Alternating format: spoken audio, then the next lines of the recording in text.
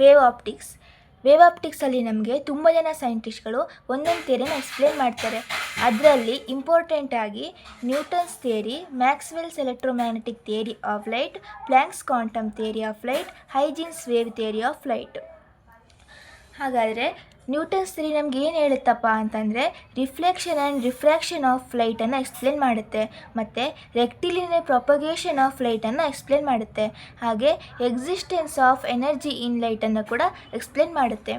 ಹಿಂಗಂದರೆ ಏನು, ರೆಕ್ಟಿಲಿನಿಯರ್ propagation of light ಅಂದರೆ ಏನು ಅಂತಂದರೆ light always travels in a straight path, ಹೌದಲ್ವಾ? ಅದನ್ನು ನಮಗೆ ಎಕ್ಸ್ಪ್ಲೇನ್ ಮಾಡೋದು ಯಾವ ಥಿಯರಿ ಅಪ್ಪ ಅಂತಂದರೆ ನ್ಯೂಟನ್ಸ್ ಥಿಯರಿ. ಹಾಗೆ existence of energy in light ಅಂದರೆ ಲೈಟಲ್ಲಿ ಎನರ್ಜಿ ಎಷ್ಟಿರುತ್ತೆ ಅಂದರೆ E=hν ಅಂತ ನಮ್ಗೆ ಗೊತ್ತು. ಇದನ್ನು ನಮಗೆ ಎಕ್ಸ್ಪ್ಲೇನ್ ಮಾಡಿದ್ದು ಯಾರು ಅಂತಂದರೆ ನ್ಯೂಟನ್ಸ್ ಥಿಯರಿ. ಮತ್ತು ಯಾವ್ಯಾವ ಫಿನಾಮಿನಾವನ್ನು ನಮಗೆ ಈ ಥಿಯರಿ ಎಕ್ಸ್ಪ್ಲೇನ್ ಮಾಡಲ್ಲ ಅಂತಂದರೆ interference, diffraction, polarization, double refraction, total internal reflection. ಇವು ನಮಗೆ ಈ ಥಿಯರಿ ನಮಗೆ ಎಕ್ಸ್ಪ್ಲೇನ್ ಮಾಡಲ್ಲ. ಹಾಗೆ velocity of light is greater in rare medium ಅನ್ನೋದನ್ನು ಕೂಡ ಇದು ನಮಗೆ ಎಕ್ಸ್ಪ್ಲೇನ್ ಮಾಡಲ್ಲ. ಮತ್ತು photoelectric effect and Compton effect ಸಹ ಇದು ಎಕ್ಸ್ಪ್ಲೇನ್ ಮಾಡಲ್ಲ.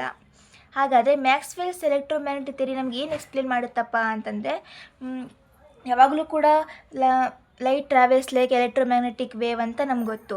ಅದನ್ನು ನಮಗೆ ಎಕ್ಸ್ಪ್ಲೇನ್ ಮಾಡೋದು ಯಾವ ಥಿಯರಿ ಅಂತಂದರೆ ಎಲೆಕ್ಟ್ರೋಮ್ಯಾಗ್ನೆಟಿಕ್ ವೇವ್ ಥಿಯರಿ. ಹಾಗಾದರೆ ಈ ಥಿಯರಿ ನಮಗೆ ಏನು ಎಕ್ಸ್ಪ್ಲೇನ್ ಮಾಡಲ್ಲ ಅಂತ ನೋಡಿದರೆ emission and absorption of radiation and could not explain photoelectric effect and Compton effect. ನೋಡಿರಿ, ಈ ಫೋಟೋ ಎಲೆಕ್ಟ್ರಿಕ್ ಎಫೆಕ್ಟ್ ಮತ್ತು ಕಾಂಪ್ಟನ್ ಎಫೆಕ್ಟನ್ನು ನಮಗೆ ಈ ಮ್ಯಾಕ್ಸ್ವೆಲ್ಸ್ ಥಿಯರಿ ಕೂಡ ನಮಗೆ ಎಕ್ಸ್ಪ್ಲೇನ್ ಮಾಡಲ್ಲ. ಹಾಗೆಯೇ ಯಾವುದಂತಂದರೆ ನ್ಯೂಟನ್ಸ್ ಥಿಯರಿ ಸಹ ನಮಗೆ ಎಕ್ಸ್ಪ್ಲೇನ್ ಮಾಡಲ್ಲ. ಸರಿ, ಹಾಗಾದರೆ ಇನ್ನು ವೇವ್ ಆಪ್ಟಿಕ್ಸಲ್ಲಿ ನಮಗೆ ತುಂಬ ಜನ ಸೈಂಟಿಸ್ಟ್ಗಳು ಒಂದೊಂದು ಥಿಯರಿನ ಎಕ್ಸ್ಪ್ಲೇನ್ ಮಾಡ್ತಾರೆ. ಅದರಲ್ಲಿ Newton's theory, Maxwell's electromagnetic theory of light and Planck's quantum theory of light, Huygens wave theory of light. ಹಾಗಾದರೆ ನ್ಯೂಟನ್ಸ್ ಥಿಯರಿ ನಮಗೆ ಏನು ಎಕ್ಸ್ಪ್ಲೇನ್ ಮಾಡುತ್ತಪ್ಪ ಅಂತಂದರೆ reflection and refraction of light and rectilinear propagation of light and existence of energy in light. Rectilinear propagation of light ಅಂತಂದರೆ light always travels in a straight path ಅನ್ನೋದನ್ನು ಸಹ ನಮಗೆ rectilinear propagation of light ನಮಗೆ explain ಮಾಡುತ್ತೆ. And existence of energy in lights ನಮಗೆ explain ಮಾಡೋದು ಏನಪ್ಪ ಅಂತಂದರೆ ಲೈಟಲ್ಲಿರುವಂಥ ಎನರ್ಜಿ ಎಷ್ಟು ಅಂತಂದರೆ E=hν ಅಂತ ನಮ್ಗೆ ಗೊತ್ತು. ಇದನ್ನು ಎಕ್ಸ್ಪ್ಲೇನ್ ಮಾಡೋದು ಯಾವ ಥಿಯರಿಯಪ್ಪ ಅಂತಂದರೆ ನ್ಯೂಟನ್ಸ್ ಥಿಯರಿ. ಹಾಗಾದರೆ ಯಾವ್ಯಾವ ಫಿನಾಮಿನವನ್ನು ಈ ಥಿಯರಿ ಎಕ್ಸ್ಪ್ಲೇನ್ ಮಾಡಲ್ಲ ಅಂತ ನೋಡೋದಾದರೆ interference, diffraction, polarization, double refraction, total internal reflection ಇದನ್ನು ಎಕ್ಸ್ಪ್ಲೇನ್ ಮಾಡಲ್ಲ. ಹಾಗೆ ವೆಲಾಸಿಟಿ ಆಫ್ ಲೈಟ್ ಯಾಕೆ ರೇರ್ ಮೀಡಿಯಮಲ್ಲೇ ಗ್ರೇಟರ್ ಆಗಿರುತ್ತೆ ಅನ್ನೋದು ಸಹ ಇದು ಎಕ್ಸ್ಪ್ಲೇನ್ ಮಾಡಲ್ಲ. ಮತ್ತು photoelectric effect and Compton effect ಸಹ ಇದು ಎಕ್ಸ್ಪ್ಲೇನ್ ಮಾಡಲ್ಲ. ಸರಿನಾ? ನೋಡಿರಿ, velocity of light is greater in rare medium ಅಂತ ಯಾಕೆ ಅಂತ ಯಾವ ಥಿಯರಿ ಎಕ್ಸ್ಪ್ಲೇನ್ ಮಾಡಲ್ಲ ಅಂತಂದರೆ ಅದು ನ್ಯೂಟನ್ಸ್ ಥಿಯರಿ ಎಕ್ಸ್ಪ್ಲೇನ್ ಮಾಡಲ್ಲ. ಮತ್ತು ಮ್ಯಾಕ್ಸ್ವೆಲ್ಸ್ ಎಲೆಕ್ಟ್ರೋಮ್ಯಾಗ್ನೆಟಿಕ್ ವೇವ್ ಥಿಯರಿ ಇದೇನು ಎಕ್ಸ್ಪ್ಲೇನ್ ಮಾಡುತ್ತೆ ನಮಗೆ ಅಂತಂದರೆ light is electromagnetic wave mutually perpendicular to the time varying electric field and magnetic field. ಅಂದರೆ ಎಲೆಕ್ಟ್ರೋಮ್ಯಾಗ್ನೆಟಿಕ್ ವೇವ್ ಥರನೇ ನಮ್ಮ ಲೈಟ್ ಏನಾಗುತ್ತೆ, ಪ್ರೊಪಗೇಟ್ ಆಗುತ್ತೆ. ಆ ಎಲೆಕ್ಟ್ರೋಮ್ಯಾಗ್ನೆಟಿಕ್ ವೇವ್ ಹೆಂಗಿರುತ್ತೆ ಅಂದರೆ ಎಲೆಕ್ಟ್ರಿಕ್ ಫೀಲ್ಡ್ ಮತ್ತು ಮ್ಯಾಗ್ನೆಟಿಕ್ ಫೀಲ್ಡ್ ಏನಾಗಿರುತ್ತೆ, ಎರಡೂ ಕೂಡ ಪರ್ಪೆಂಡಿಕ್ಯುಲರ್ ಆಗಿರುತ್ತೆ ಅಂತ ನಮಗೆ ಮ್ಯಾಕ್ಸ್ವೆಲ್ ಥಿಯರಿ ನಮಗೆ ಹೇಳುತ್ತೆ. ಹಾಗೆ ಎಲೆಕ್ಟ್ರೋಮ್ಯಾಗ್ನೆಟಿಕ್ ವೇವ್ ಥಿಯರಿ ಪ್ರೊಪಗೇಟ್ ಆಗಬೇಕಂತಂದರೆ ಯಾವುದೇ ರೀತಿಯಾದ ಮೆಟೀರಿಯಲ್ ನಮಗೆ ಮೀಡಿಯಮ್ ಅವಶ್ಯಕತೆ ಇಲ್ಲ ಅನ್ನೋದು ಸಹ ನಮಗೆ ಮ್ಯಾಕ್ಸ್ವೆಲ್ಸ್ ಥಿಯರಿ ನಮಗೆ ಹೇಳುತ್ತೆ. Electromagnetic waves need no material medium for they propagation. ಹಾಗೆ ಇನ್ನು ಏರಲ್ಲಿದ್ದಾಗ ವೆಲಾಸಿಟಿ ಎಷ್ಟಿರುತ್ತಪ್ಪ, ಸ್ಪೀಡ್ ಎಷ್ಟಿರುತ್ತೆ ಅಂತ ನೋಡೋದಾದರೆ C=1/√μ0 × E0 ε0. ಅದೇ ಇನ್ನು ಮೀಡಿಯಮಲ್ಲಿ V=1/√μ × E ಅಂತ ನಮಗೆ ಹೇಳುತ್ತೆ. ಹಾಗಾದರೆ ಈ ಮ್ಯಾಕ್ಸ್ವೆಲ್ ಎಲೆಕ್ಟ್ರೋಮ್ಯಾಗ್ನೆಟಿಕ್ ವೇವ್ ಥಿಯರಿ ನಮಗೆ ಏನನ್ನ ಎಕ್ಸ್ಪ್ಲೇನ್ ಮಾಡಲ್ಲ ಅಂತ ನೋಡೋದಾದರೆ the phenomena not explain by this theory emission and absorption of radiation and could not explain photoelectric effect and Compton effect. ಈ ಮ್ಯಾಕ್ಸ್ವೆಲ್ ಎಲೆಕ್ಟ್ರೋಮ್ಯಾಗ್ನೆಟಿಕ್ ಥಿಯರಿ ನಮಗೆ ಎಮಿಷನ್ ಮತ್ತು absorption of ರೇಡಿಯೇಷನ್ನ explain ಮಾಡಲ್ಲ. ಅದೇ ರೀತಿ ಫೋಟೋ ಎಲೆಕ್ಟ್ರಿಕ್ ಎಫೆಕ್ಟ್ ಮತ್ತು Compton effect ಸಹ ಇದು ಎಕ್ಸ್ಪ್ಲೇನ್ ಮಾಡಲ್ಲ. ಇವಾಗ ನ್ಯೂಟನ್ಸ್ ಥಿಯರಿ ಸಹ ನಮಗೆ ಈ ಫೋಟೋ ಎಲೆಕ್ಟ್ರಿಕ್ ಎಫೆಕ್ಟ್ನ ಎಕ್ಸ್ಪ್ಲೇನ್ ಮಾಡಲ್ಲ. ಅದೇ ಥರ ಮ್ಯಾಕ್ಸ್ವೆಲ್ಸ್ ಥಿಯರಿ ಕೂಡ ಇದು ಫೋಟೋ ಎಲೆಕ್ಟ್ರಿಕ್ ಎಫೆಕ್ಟ್ ಮತ್ತು ಕಾಂಪ್ಟನ್ ಎಫೆಕ್ಟ್ನ ನಮಗೆ ಎಕ್ಸ್ಪ್ಲೇನ್ ಮಾಡಲ್ಲ. ಹಾಗಾದರೆ ಕ್ವಾಂಟಮ್ ಥಿಯರಿ ನಮಗೆ ಯಾವ್ಯಾವ ಎಕ್ಸ್ಪ್ಲೇನ್ ಮಾಡೋಂಗಿಲ್ಲ ಅಂತ ನೋಡೋದಾದರೆ ಇಂಟರ್ಫಿರೆನ್ಸ್, ಡೈಫ್ರ್ಯಾಕ್ಷನ್, ಪೋಲರೈಸೇಷನ್ ಇವು ಮೂರು ಸಹ ಕ್ವಾಂಟಮ್ ಥಿಯರಿ ನಮಗೆ ಎಕ್ಸ್ಪ್ಲೇನ್ ಮಾಡಲ್ಲ. ಮತ್ತು ಕ್ವಾಂಟಮ್ ಥಿಯರಿ ನಮಗೆ ಏನು ಎಕ್ಸ್ಪ್ಲೇನ್ ಮಾಡುತ್ತಪ್ಪ ಅಂತಂದರೆ photoelectric effect and Compton effect. ನಮಗೆ ನೋಡಿರುವ ಹಾಗೆ ನಾವು ನ್ಯೂಟನ್ಸ್ ಥಿಯರಿ ಮತ್ತು ಮ್ಯಾಕ್ಸ್ವೆಲ್ ಥಿಯರಿ ನಮಗೆ ಫೋಟೋ ಎಲೆಕ್ಟ್ರಿಕ್ ಎಫೆಕ್ಟ್ ಮತ್ತು ಕಾಂಪ್ಟನ್ ಎಫೆಕ್ಟ್ ಏನು ಮಾಡಲ್ಲ ಅಂತ ಎಕ್ಸ್ಪ್ಲೇನ್ ಮಾಡಲ್ಲ. ಆದರೆ ಕ್ವಾಂಟಮ್ ಥಿಯರಿ ನಮಗೆ ಫೋಟೋ ಎಲೆಕ್ಟ್ರಿಕ್ ಎಫೆಕ್ಟ್ ಮತ್ತು ಕಾಂಪ್ಟನ್ ಎಫೆಕ್ಟ್ನ ಎಕ್ಸ್ಪ್ಲೇನ್ ಮಾಡುತ್ತೆ. ಹಾಗಾದರೆ ಸ್ಪೆರಿಕಲ್ ವೇವ್ ಫ್ರಂಟಲ್ಲಿ ಯಾವಾಗಲೂ ನಮ್ಗೆ ಗೊತ್ತಿರೋ ಹಾಗೆ I = amplitude whole square. I = amplitude whole square and I = 1/ಏರಿಯಾ. ಏರಿಯಾ ಆಫ್ ಸ್ಪೆರಿಕಲ್ ಅಂತಂದರೆ 1/4πr² ಅಂತ ಹೇಳ್ಬೋದು. ಹಾಗಾದರೆ 1/r² = a², where a as amplitude. ಇಲ್ಲಿ ನಮಗೆ ಏನಪ್ಪ ಅಂತಂದರೆ amplitude. 1/r² directly proportional to the a². ಹಂಗಂತಂದರೆ a directly proportional to the 1/r in spherical wave ಫ್ರಂಟಲ್ಲಿ. ಅದೇ ಲೈನ್ ಸೋರ್ಸಲ್ಲಿ I = a², where a is the amplitude and I is directly proportional to the 1/2πrl. 2πrl ಅಂತಂದರೆ where 2πrl is area. ಅಂದರೆ I directly proportional to the 1/a. ಹಾಗಿರಬೇಕಾದ್ರೆ a is directly proportional to the 1/√r. ಹಂಗಂದರೆ I = 1/r, I = a². ಹಾಗಿದ್ಮೇಲೆ a is directly proportional to the √r ಅಂತ ಹೇಳ್ಬೋದು. ಇನ್ನು plane wave front I = amplitude whole square. Area is directly proportional to the amplitude whole square.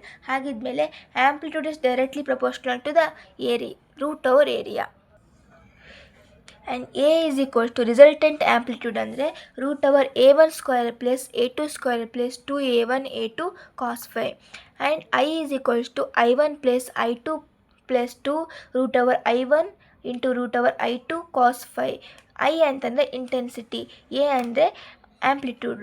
ನಮ್ಗೆ ಗೊತ್ತಿರೋ ಹಾಗೆ a² = I, where I √a. ಆಗಿದ್ಮೇಲೆ √a² ನಾವು I ಅಂತ ಬರಿಬೋದು. ಅದೇ ಥರನೇ I = I1 + I2 + 2 √I1 × √I2 cos phi ಅಂತ ಹೇಳ್ಬೋದು. ಆಮೇಲೆ I1 = I2 = I0. Phase difference phi = 2π/λ into path difference. Path difference = λ/2π into phase difference. And phase difference by 2π = path difference by λ = time difference by t. Resultant intensity I1 + I2 + 2 √I1 × √I2 cos phi, where Imax ಆಗಬೇಕು ಅಂದರೆ ನಮಗೆ cos phi ಎಷ್ಟಾಗಬೇಕು ಅಂದರೆ 1 ಆಗಬೇಕು. cos phi ಯಾವಾಗ 1 ಆಗುತ್ತೆ? phi = 0. cos 0 ಅಂದರೆ 1. ಅದೇ cos 90 ಅಂತಂದರೆ 0 ಆಗುತ್ತೆ. cos 0 = 1. ಹಾಗಾದರೆ phi = ನಮಗೆ 0 ಆಗಬೇಕು. ಹಾಗಾದ್ಮೇಲೆ phi = 2nπ. ಅಂದರೆ face difference = 2nπ for maximum. Path difference = nλ for maximum. And Amax = a1 + a2. Imax = √I1 + √I2 whole square. Imax = 4I0. ಇದು Imax = 4I0 cos square 5/2 ಅಂತ. Where cos square 5/2 = 1. ಹಾಗಿದ್ಮೇಲೆ phi ನಮಗೆ ಎಷ್ಟಾಗಬೇಕು? phi 0 ಆಯಿತು ಅಂತಂದರೆ cos 0 = 1. Imax = 4I0. ಆಗಿದ್ಮೇಲೆ ಇದು minimum condition. ಎಟ್ ಮಿನಿಮಮಲ್ಲಿ ಏನಾಗುತ್ತೆ ಅಂತಂದರೆ resultant intensity is I=I1 + I2 + 2√I1 × √I2 cos phi. ನಮಗೆ ರಿಸಲ್ಟೆಂಟ್ ಇಂಟೆನ್ಸಿಟಿ ಮಿನಿಮಮ್ ಆಗಬೇಕು ಅಂತಂದರೆ cos phi ಏನಾಗಬೇಕು -1 ಆಗಬೇಕು. ಆಗಿದ್ಮೇಲೆ ಫೈ ನಮಗೆ ಎಷ್ಟಾಗಬೇಕು, ಫೈ 180 ಇತ್ತು ಅಂತಂದರೆ -1 ಆಗುತ್ತೆ. cos phi -1. phi 2n - 1 × phi for minimum. Path difference 2n - 1 × λ/2 for minimum. And I minimum √I1 - √I2 whole square. And I minimum ಯಾವಾಗಾದರೂ 0 ಆಯಿತು ಅಂತಂದರೆ ಇದು ಪರ್ಫೆಕ್ಟ್ಲಿ ಡಾರ್ಕ್ ಅಂತ ಅರ್ಥ. ಈಗ average intensity is equals to I1 + I2 / 2, where I1 ಅಂತಂದರೆ I max, I2 ಅಂತಂದರೆ I minimum. ಸರಿನಾ? ಹಾಗಾದರೆ I1 + I2 = A1² + A2². I max by I minimum. I max by I minimum is equals to √I1 + √I2 by √I1 minus √I2 whole square, where √I1 ಅಂತಂದರೆ A1 ನಮ್ಗೆ ಗೊತ್ತು, A is directly proportional to the √I1 ಅಂತ. ಅದಕ್ಕೆ √I1 ಇದ್ದಲ್ಲಿ ನಾವೇನು ಬರ್ಕೋಬೋದು, A1 ಅಂತ ಬರ್ಕೋಬೋದು. And √I2 ಇದ್ದಲ್ಲಿ A2 ಅಂತ ಬರ್ಕೋಬೋದು. ಹಾಗೆ A1 + A2 by A1 minus A2 whole square is equals to A max by A minimum ಅಂತ ಹೇಳ್ಬೋದು. ಈಗ I1 by I2 ಏನಾಗುತ್ತೆ, √I max + √I minimum by √I max minus √I min by minimum by whole square ಅಂತ ಬರ್ಕೋಬೋದು. ಇವಾಗ YDSC ಅಂತಂದ್ರೇನು, Young's double slit experimentally ನಮಗೇನು ಗೊತ್ತಾಗುತ್ತೆ, ಅದು ಫಾರ್ಮುಲಾ ಏನಪ್ಪ ಅಂತಂದರೆ D × Y/D, where D is the distance between two slits. D is equals to distance between two slits, and capital D is equals to distance between the source and screen ಅಂತ ಹೇಳ್ಬೋದು. Where D is equals to distance between two slits and capital D is equals to distance between source and screen ಅಂತ ಹೇಳ್ಬೋದು. For nth ಮ್ಯಾಕ್ಸಿಮ ಅಂದರೆ y ಯಾವಾಗ maximum ಇರುತ್ತೆ, ಆ maximum ಇರಬೇಕಂತಂದರೆ n λ × d/d ನಾವು apply ಮಾಡ್ತೀವಿ. ಸರಿನಾ? ಅದು ಮ್ಯಾಕ್ಸಿಮಮ್ ಬೇಕು ಅಂತಂದರೆ n λ × d/d ಇದು ನಮಗೆ ಫಾರ್ಮುಲಾ. ಹಾಗೆ ಮಿನಿಮಮ್ ಅಂತಂದರೆ 2n - 1 × λ/2 × d/d, capital D by small d. ಇದು ನಮಗೆ y ಮಿನಿಮಮ್ ಬೇಕು ಅಂತಂದರೆ nth ಮಿನಿಮಮ್ಗೆ ನಮಗೆ ಇದು ಫಾರ್ಮುಲಾ. ಹಾಗಾದರೆ next angular fringe width. Angular fringe width ಅಂದರೆ α = β/d. ಅಂದರೆ ಆಲ್ಫಾ ಬೀಟಾ ಅಂತಂದ್ರೇನು, beta is equals to fringe width beta is equals to lambda capital D by small d. ಹಾಗಾದರೆ ಆ್ಯಂಗುಲರ್ ಫ್ರಿಂಜ್ ವಿಡ್ತ್ ಏನಾಗುತ್ತೆ ಅಂತ ನೋಡೋದಾದರೆ, ಆ್ಯಂಗುಲರ್ ಫ್ರಿಂಜ್ ವಿಡ್ತ್ನ represented by alpha is equals to β/d, where beta is equals to ಏನಾಗುತ್ತೆ, beta is equals to lambda d/d ಅಂತ ಆಗುತ್ತೆ. ಹಂಗೆ ನೋಡಿದಾಗ ಲ್ಯಾಂಬ್ಡಾ d/d ಮಾಡಿದಾಗ ನಮಗೆ ಆ್ಯಂಗುಲರ್ ಫ್ರಿಂಜ್ ವಿಡ್ತ್ ಸಿಗುತ್ತೆ.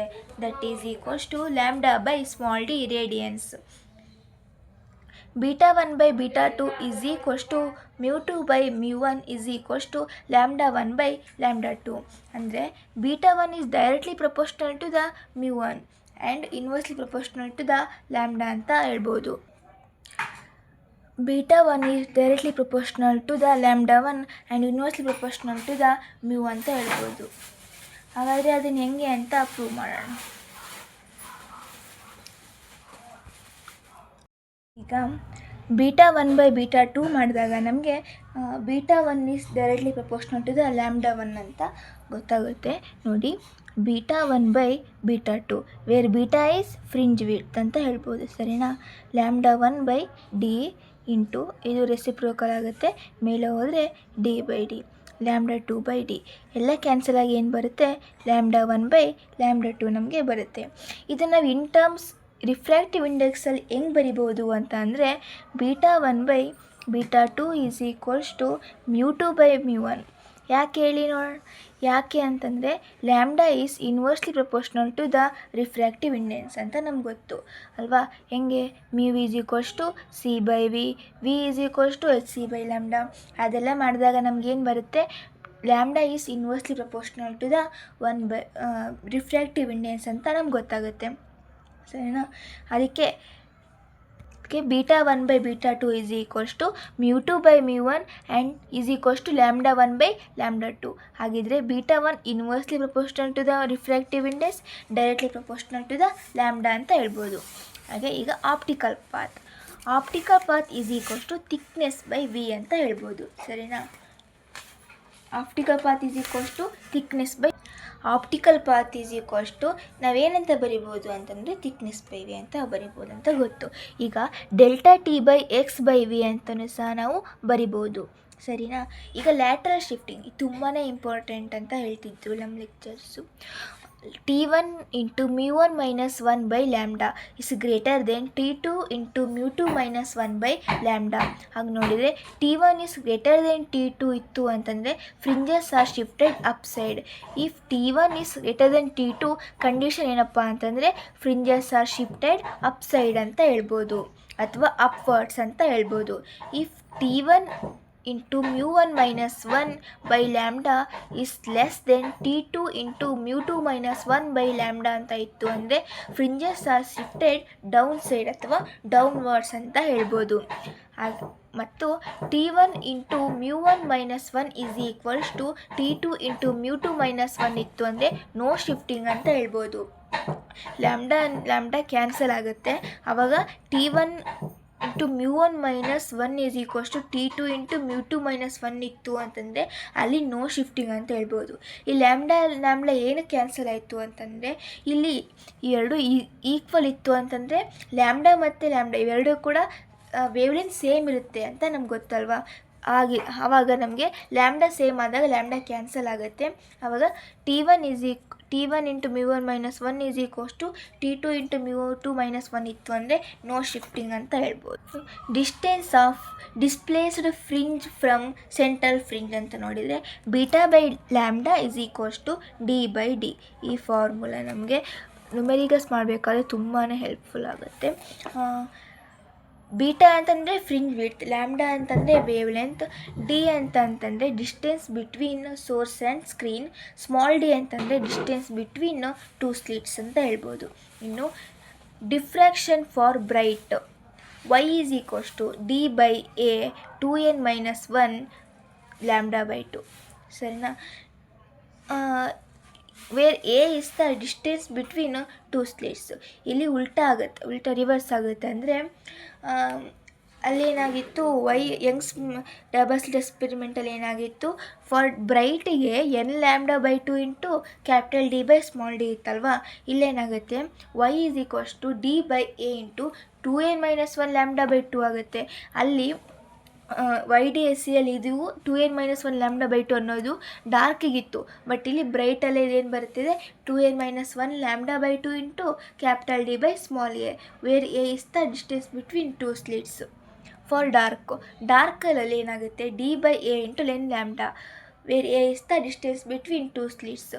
ಇದು ಸಹ ಫಾರ್ ಡಾರ್ಕಲ್ಲಿ ಇರೋದು, ಅಲ್ಲಿ YDSCಯಲ್ಲಿ ಏನಿತ್ತು ಅದು ಬ್ರೈಟಲ್ಲಿತ್ತು, ಇಲ್ಲಿ ಡಾರ್ಕಲ್ಲಿದೆ. ಇವೆರಡೂ ಕೂಡ ರಿವರ್ಸ್ ಆಗುತ್ತೆ ಡಿಫ್ರಾಕ್ಷನಲ್ಲಿ. And intensity curve for Fraunhofer diffraction I is equals to 2 by 2n plus 1 into pi whole square into I0 ಅಂತ ಬರಿಬೋದು. Where I0 is the intensity of central maxima and n is the order of maxima ಅಂತ ಹೇಳ್ಬೋದು. Intensity of first ಮ್ಯಾಕ್ಸಿಮಾನ ಏನು ಬರಿಬೋದು ಅಂತಂದರೆ I1 is equals to 4/9 pi square I0 where approximately I0/22 ಅಂತ ಬರಿಬೋದು. First ಮ್ಯಾಕ್ಸಿಮ wear N ಏನಾಗುತ್ತೆ, ಇಲ್ಲಿ 1 ಆಗುತ್ತೆ. 1 ಆದಾಗ ಏನಾಗುತ್ತೆ, 2 × 1 2 ಆಗುತ್ತೆ. 2 + 1 3 whole square 9, 2 whole square 4, 4/9 pi square into I0 ಆಗುತ್ತೆ. ಅಪ್ರಾಕ್ಸಿಮೇಟ್ಲಿ pi square ಇಂಟು 9 ಮತ್ತು 4/9 pi square ಮಾಡಿದಾಗ ನಮ್ಗೆ ಏನು ಸಿಗುತ್ತೆ ಅಂದರೆ I/22 ಸಿಗುತ್ತೆ. And intensity of second maxima ಏನಾಗುತ್ತೆ, I2 is equals to 4/25 pi square I0 where approximately equal to I0/61. ಹೆಂಗಾಗುತ್ತೆ ಇದು, ಇಲ್ಲಿ ಎನ್ ಏನಾಗುತ್ತೆ ಅಂದರೆ 2 ಆಗುತ್ತೆ. ಸಬ್ಸ್ಟಿಟ್ಯೂಟ್ ಮಾಡಬೇಕು ಫಾರ್ಮುಲಾದಲ್ಲಿ. N2 ಇತ್ತು ಅಂದರೆ 2 × 2 4, 4 + 1 5 into pi whole square I0, 2 whole square 5, 5 whole square 25 and pi square to I0. ಇದನ್ನು ಅಪ್ರಾಕ್ಸಿಮೇಟ್ಲಿ ತೆಗೆದಾಗ ಏನು ಬರುತ್ತೆ ಅಂತ ಹೇಳ್ತಿದ್ದಾರೆ, I0/61 ಬರುತ್ತೆ ಅಂತ ಹೇಳಿ. ಇದನ್ನು ನಾವು ಡೈರೆಕ್ಟಾಗಿ ಯಾವುದಾದ್ರೂ ಒಂದು ಪ್ರಾಬ್ಲಮ್ ಕೊಟ್ಟು ಡೈರೆಕ್ಟಾಗಿ ವ್ಯಾಲ್ಯೂನ ಸಬ್ಸ್ಟಿಟ್ಯೂಟ್ ಮಾಡ್ಕೋಬೋದು ಅಪ್ರಾಕ್ಸಿಮೇಟ್ಲಿ ಆಗಿ. ಈಗ Fresnel distance and Fresnel zone ಅಂತಂದರೆ ಏನು ಅಂತ ನೋಡೋದಾದರೆ, θ is equals to λ/a. W is directly proportional to the lambda. W ಅಂತಂದರೆ width of the central maxima is directly proportional to the lambda ಅಂತ ಹೇಳ್ಬೋದು. ಇದು ಏನಪ್ಪ ಅಂದರೆ W blue is less than W red ಅಂತ ಹೇಳ್ಬೋದು. ಅಂದರೆ λ blue is less than λ red. ಅಂದರೆ width of the central maxima is directly proportional to the lambda. W blueಗೆ ಲೆಸ್ ದೆನ್ W red, ಹಾಗೆ λ blue ಲೆಸ್ ದೆನ್ λ red ಅಂತ ಹೇಳ್ಬೋದು.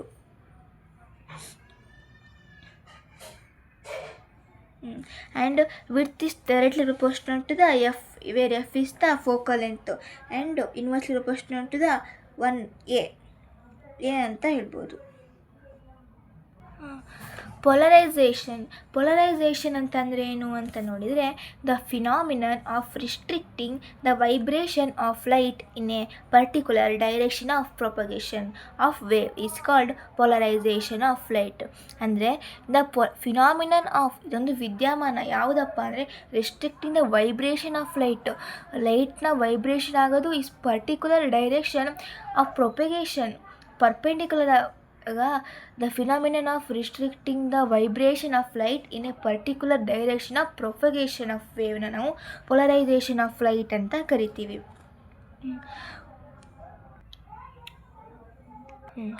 Mu is equals to tan theta polarization. ಇದು according to ಯಾವಲ Brewster's law ಅಂತ ಹೇಳ್ಬೋದು. According to Brewster's law ಏನಂತಂದರೆ, mu is equals to tan theta of polarizing angle. Theta P ಅಂತಂದ್ರೇನು, polarizing angle ಅಂತ ಹೇಳ್ಬೋದು. ಟ್ಯಾನ್ ಥೀಟಾನ ಹೆಂಗೆ ಬರ್ಕೋಬೋದು ಅಂದರೆ sin θ/cos θ ಅಂತ ಬರ್ಕೋಬೋದಲ್ವಾ, sin θ/cos θ. ಅದೇ ಇಲ್ಲಿ ಟ್ಯಾನ್ ಥೀಟಾ ಪೊಲರೈಸಿಂಗ್ ಆ್ಯಂಗಲ್ ಅಂತ ನೋಡೋದಾದರೆ sin θp/cos θr. ಸರಿನಾ? ಆಗ ನಾವೆರಡೂ ಕೂಡ ಯೂಸ್ ಮಾಡ್ಕೊಂಡ ನಮ್ಗೆ ಏನು ಬರುತ್ತೆ ರಿಲೇಷನ್ ಅಂದರೆ sin θp/sin θ. R is equals to sin θp/cos θp ಅಂತ ಬರುತ್ತೆ. Reflected ray and refracted ray are mutually perpendicular. sin θr is equals to sin 90 degree minus angle. ಅವಾಗೇನಾಗುತ್ತೆ, angle of polarization is plus angle of reflection is equals to 90 degree ಆಗುತ್ತೆ. Reflected ray and refracted ray are mutually perpendicular ಅಂತ ಹೇಳ್ಬೋದು. For I is not equals to theta ಅಂತಂದರೆ refracted light is partially polarized ಅಂತ ಅರ್ಥ. If I is equals to angle ಅಂತಂದರೆ reflected and refracted race are perpendicular to each other ಅಂತ ಅರ್ಥ. And mu is equals to sin θp/sin θr ಅಂದರೆ refracted ರೇ ಮತ್ತು ಪೊಲರೈಸಿಂಗ್ ರೇದು angle ಅಂತ ಅರ್ಥ. ಲಾ ಆಫ್ ಮಾಲಸ್ ಅಂತಂದರೆ I is equals to I0 cos square theta ಅಂತ ಹೇಳ್ಬೋದು.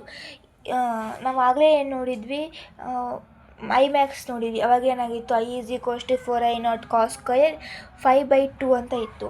ಇಲ್ಲಿ law according to law of Malus ಏನಂದರೆ I is equals to I0 cos square theta.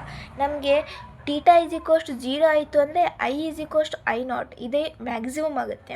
If theta is equals to 90 degree ಆಯಿತು ಅಂತಂದರೆ I is equals to 0 ಆಗುತ್ತೆ. ಇದು minimum ಆಗುತ್ತೆ. When A beam of unpolarised light is incident on polariser, ಅವಾಗ ನಮಗೆ I ಏನಿರುತ್ತಪ್ಪ ಅಂತಂದರೆ 1/2 I0 ಅಂದರೆ half of the I0 ಅಂತ ಹೇಳ್ಬೋದು. The difference between interference and diffraction. Interference, it is the phenomenon of superposition of two waves coming from two different coherent sources. ಅಂದರೆ ಇದು super position of two waves ಆಗುತ್ತೆ. ಬೇರೆ ಬೇರೆ coherent ಸೋರ್ಸಿಂದ ನಮಗೆ ಆ ವೇವ್ಸ್ಗಳು super position ಆಗುತ್ತೆ ಅಂತ ಹೇಳ್ಬೋದು. ಆ ಫಿನೋಮಿನನ್ ನಾವು ಏನಂತ ಕರಿತೀವಿ? ಇಂಟರ್ಫೆರೆನ್ಸ್ ಅಂತ ಕರಿತೀವಿ. ಹಾಗೆ ಡಿಫ್ರಾಕ್ಷನ್ ಅಂತಂದ್ರೇನು? It is the phenomenon of superposition of two waves coming from two different parts of same wave front. Same wave front ಮೂಲಕ ಬರುವಂಥ ಟೂ ಡಿಫ್ರೆಂಟ್ ಪಾರ್ಟ್ಸ್ ಏನಾದರೂ ಕೂಡ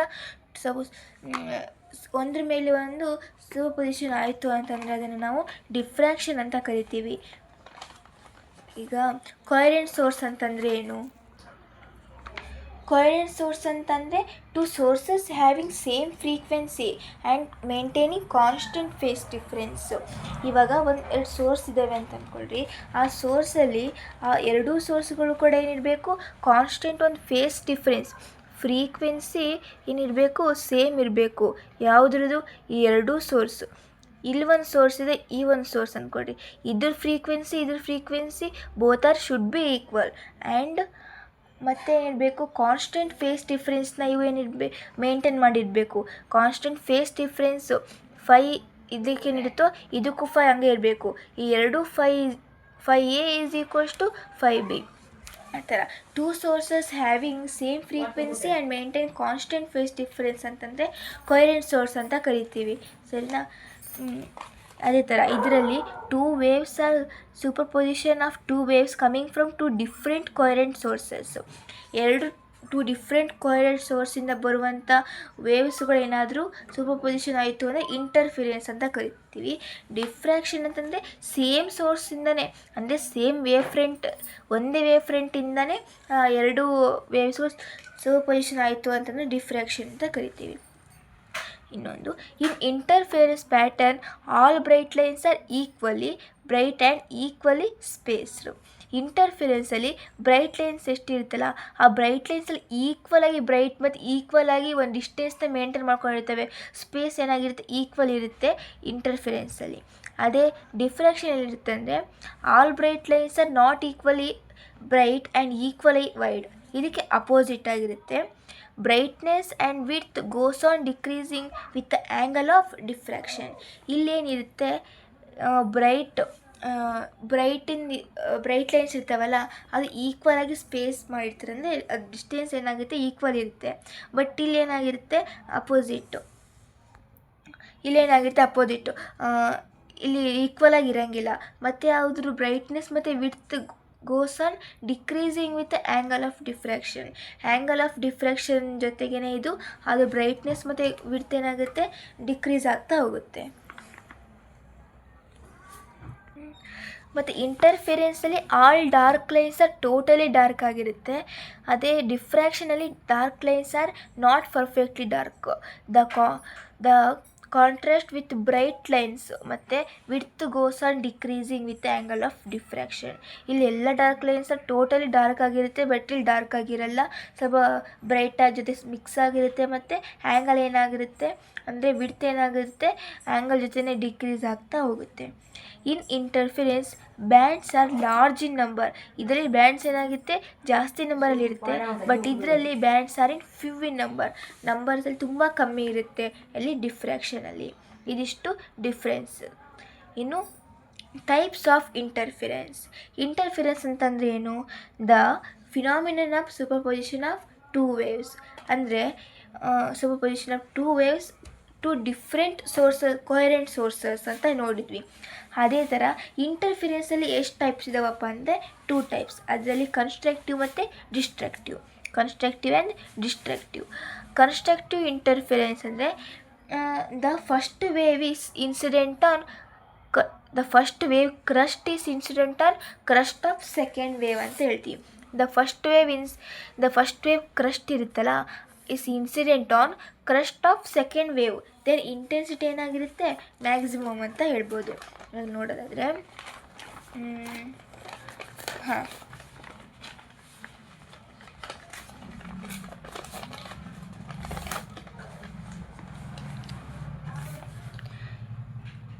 ಇದನ್ನು ಏನಂತ ಕರಿತೀವಿ ಕ್ರಸ್ಟ್, ಇದು ಟ್ರಫ್, ಇದೊಂದು ಇದೇನು ಕ್ರಸ್ಟ್, ಇದು ಕ್ರಸ್ಟ್, ಇದು ಟ್ರಫ್, ಇದು ಟ್ರಫ್. ಹಿಂಗಿತ್ತಂದರೆ ನಾವು ಅದನ್ನು ಇಂಟರ್ಫಿರೆನ್ಸಿಂದಲ್ಲಿ ಯಾವುದು ಕಾನ್ಸ್ಟ್ರಕ್ಟಿವ್ ಅಂತ ಕರೆಯಲ್ಲ. ಹೆಂಗಿರಬೇಕು, ಈಗ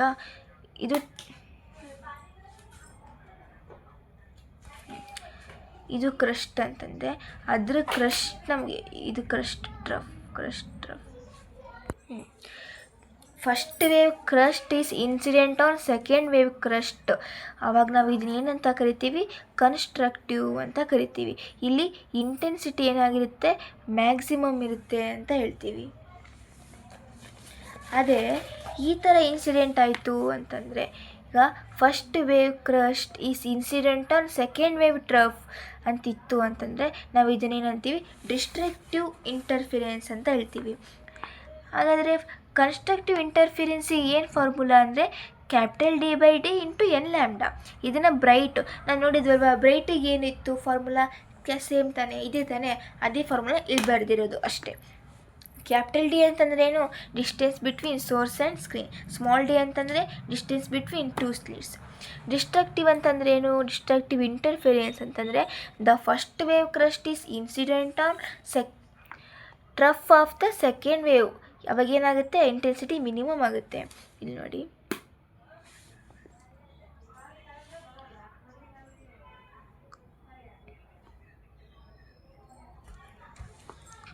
ಇದು ಕ್ರಸ್ಟ್ ಅಲ್ವಾ, ಟ್ರಫ್ ಕ್ರಸ್ಟ್, ಇದು ಏನು ಟ್ರಫ್ ಕ್ರಸ್ಟ್ ಟ್ರಫ್. ಈಗ ಇದು first wave second wave. The crest of the first wave is incident and trough of the second wave. ಅದನ್ನೇನಂತ ಕರಿತೀವಿ ನಾವು ಡಿಸ್ಟ್ರಕ್ಟಿವ್ ಇಂಟರ್ಫಿರೆನ್ಸ್ ಅಂತ ಕರಿತೀವಿ. ಇಲ್ಲಿ ಏನಾಗಿರುತ್ತೆ ಐ ಮಿನಿಮಮ್ ಆಗಿರುತ್ತೆ ಅಂತ ಹೇಳ್ತೀವಿ. I intensity is equals to minimum.